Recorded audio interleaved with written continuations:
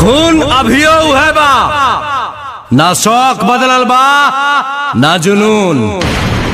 सुन ले फिर से, रियासत गइल बा रुतबा ना, रौबा खौफ आज भी उहै बा।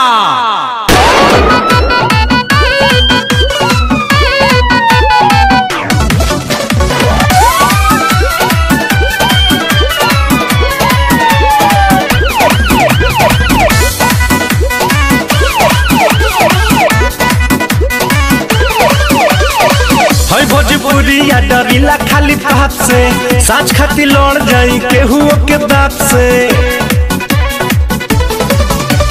हई भोजपुरिया डरीला खाली बात से, साच खाती लड़ जाई केहू के बात से। तो पीछे हटम न के तनो झमेल होई, आज जेल होई काल बेल होई, परसों से उहे खेल होई। आज जेल होई कल बेल होई, परसों से उहे खेल होई।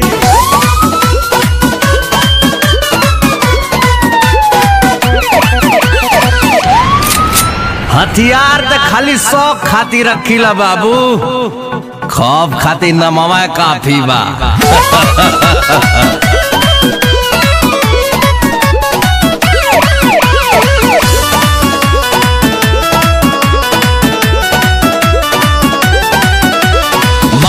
पगरिया अमुहवा में पान बा, पिस्टल कमर में असीना उतान बा। इहे तो असली भोजपुरिया के पहचान बा।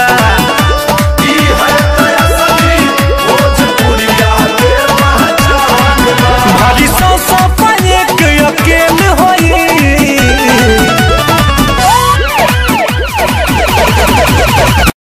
शिवपुर वाले जमीन पे होटल बना।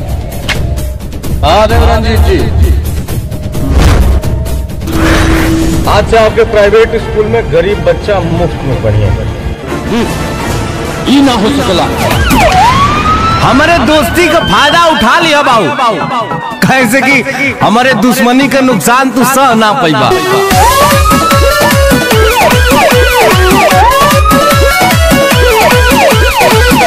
हई हम अपना जुबान के ले ले हम जान, बात आई जान पे करी ले न सही ले मटी के अपमान के।